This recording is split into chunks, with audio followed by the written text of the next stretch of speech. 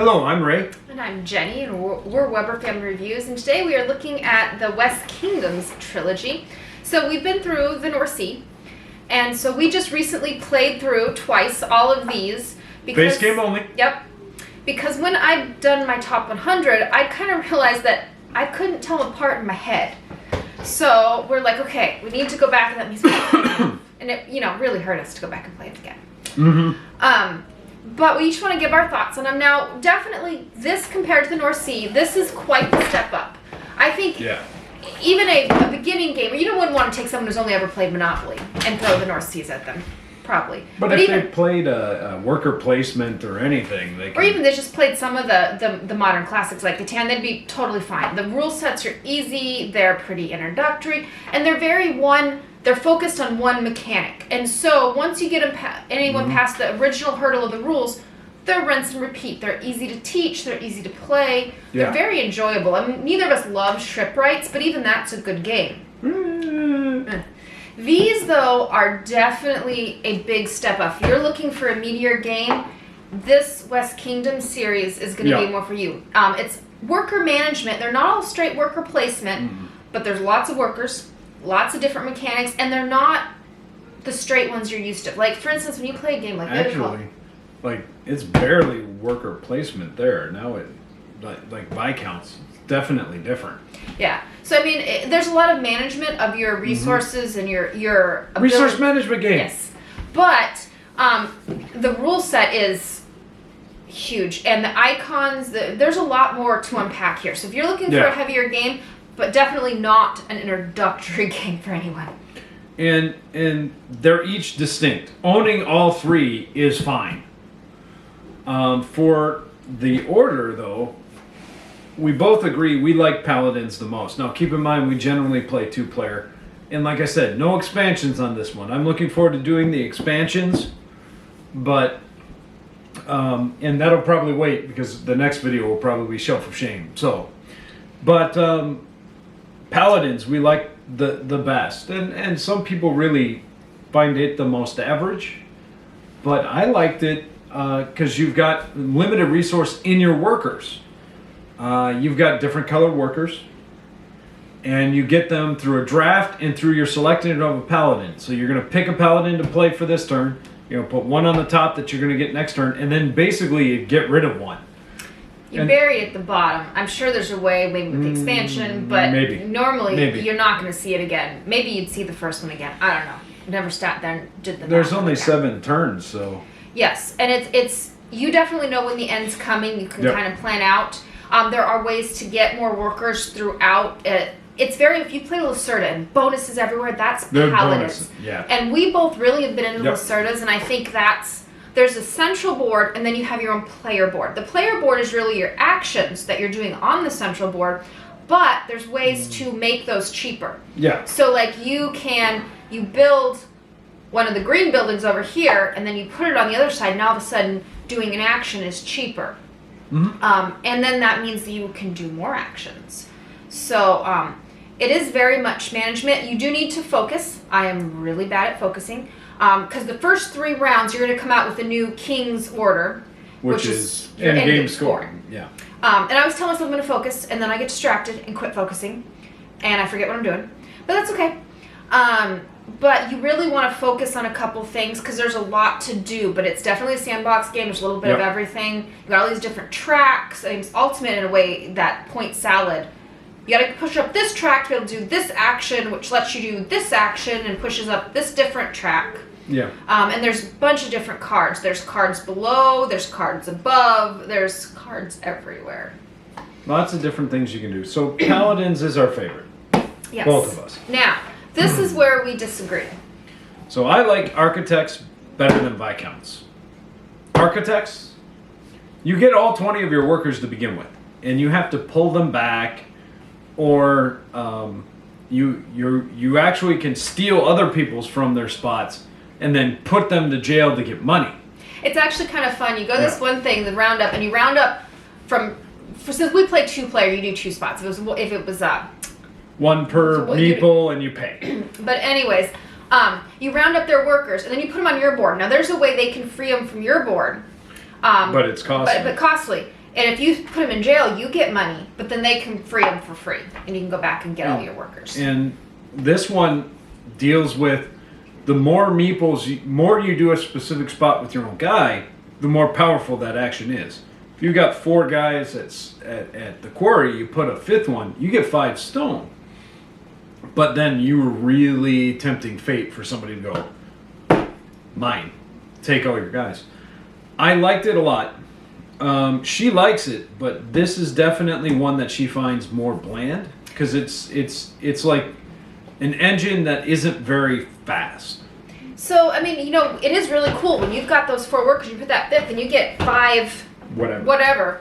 You go force, and you get 5 wood. You go whatever. It's very fulfilling.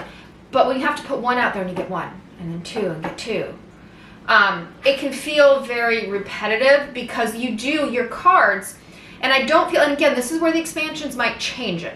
I felt like the cards, which I was building, were cool, but they weren't all connected. I wasn't seeing, there's all these different pieces you're working, but I wasn't feeling it working together. Now, some of that might be maybe I wasn't getting all the pieces, because he felt it more than I did, the connection of the different thing. Your apprentices are what do that. The buildings don't necessarily do that, and that is part of it. The buildings are kind of there. They do something. Yeah, and a lot of them are end-game scoring or they're instant. Yeah. Which is kind of cool. I built this thing and all of a sudden got 4 timber. It was cool. Yeah. But you had to have like 3 brick and 1 stone, which is a lot of resources when you're doing it one at a time. Now, as I said, as you get going, all of a sudden your actions get really powerful, but then someone's going to round them up. So, it kind of is. It just felt like, to me, often it'd be really exciting and then it would slow down. It's kind of like reading Moby Dick. You keep thinking that's gonna harsh. Be better. Yeah, I know. That's hard. So you don't like the game because you don't like Moby Dick. Well, I always think I'm gonna like Moby Dick. No, this is not as bad as Moby Dick. Anyways, I'm hoping that the expansions kind of fix some of that. I do like this has an asynchronous start, which we both really enjoyed. Yeah, that was good. And I think it would be even more clear-cut with more players. Now so I would put Architects 3rd, he'd put it 2nd, and then we would reverse with Viscounts. I would put it 2nd, and he would put it 3rd. Okay. And he would tell you a distant 3rd. I don't know if I'd go distant. I have changed my mind since the other day. Oh, okay. The mechanisms are cool, and basically this is like a rondelle-ish. You're moving, and then you can do the action wherever you land. The board's actually really cool. So it's a modular board. There's all these chunks, and you make this big circle, and you put the castle in the middle, and you attach them.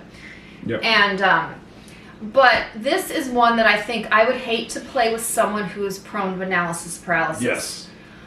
Because even us, both of us tend to just make a decision and go with it. Whatever happens, happens. Oh shoot, I should have done that. Man, whatever. Keep going. Yep. But because you have to decide, okay, I can go this many or this many, and I can pay for this many, you could sit there and min-max your move for quite a while trying to decide what to do. And it's hard a lot of times to plan in advance because as other people are going, it might change the look of the board. But I like the different pieces I got. Like, okay, I could build up this and this, and it's in a way it's a lot of set collection almost, and I like that. But the movement is you got to be paying attention. Now there's arrows. Like you can't just go any which way. You usually only have like 2 ways you can go from where you're up and over, or down and over.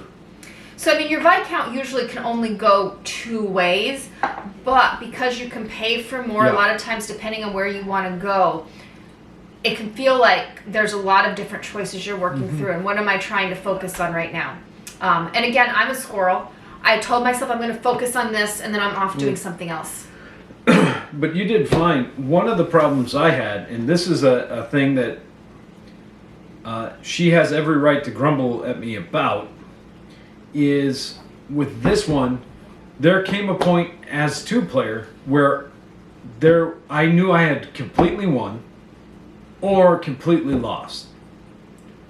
And it was about 2 turns before the end, which isn't a long time, but I couldn't figure it out here. There were lots of options in these 2. And I made the mistake of telling her this both times while we were doing it, and we were analyzing it, but I've done that before, and that is a bad habit of mine. there aren't a lot of games where, well, there are some games where a runaway leader, and I think this has it in 2-player, and she has every right to yell at me. You going to yell at me? No, I'm gonna think. I will. In some of what I said I'm a squirrel is that I'm not very good. He's much better at. He can look at a game and tell you usually who's winning and stuff. If he puts his mind to it, he can tell you. This one I did it on accident though. Those two I don't try anymore because it's a bad habit of mine. But those two I couldn't really tell because there were still options left where I could get enough points. This one I looked over and was like, I am 40 points ahead of her. Or I am 40 points behind her. It is interesting to see how final scoring works out. And it's also, I think, this is a game that would benefit from more players. Yes. Because, like, so I couldn't do it if there the castle were in the middle is really cool. So the first time we played it, he really spammed that castle and did really well. But I did some of it because I was doing a little bit of everything, which is a mistake in this game. And I make it in every single game. You can watch it. It's the way... I know why I lose Dominion. I don't care because I think Dominion's more fun to play the way I play it, even if I know I'm going to lose. I even lose the freaking AI in the thing half the time. But anyways, because of that, so there's this mechanic where if you have 3 of yours, then they move around and cool stuff happens. They move up because you're trying to get them to the top. It's the king of the castle thing. But they're worth more points where they are. But then, so if 3 of yours get together the same color, this movement happens. But then if there's more than three period, then you can knock people off the castle. The thing is the person knocking off gets resources. That did not happen at all in the second game because he only put like 2 guys up there. There wasn't enough guys to ever knock anyone off. Now, had I very strategically placed my guys, I probably could have done it on my own. But you only have so many guys that go in the castle. And so it was one of those where it was like, oh, well, I'm not going to set this off. And that's where I think more players might have helped it. I think it needs more players. But, I mean, I like the movement. I like the different actions, but it's definitely one of those. So my order is Paladins, Architects, Viscounts. Hers is Paladins, Viscounts, Architects. And that's our discussion on the West Kingdom trilogy. I mean, we went a little bit longer than I thought we would, but we like talking. Yeah. When we have the Wayfarers of the South Tigers sitting in the back, so we'll eventually get to that. So. All right. Well, happy gaming. Talk to you later.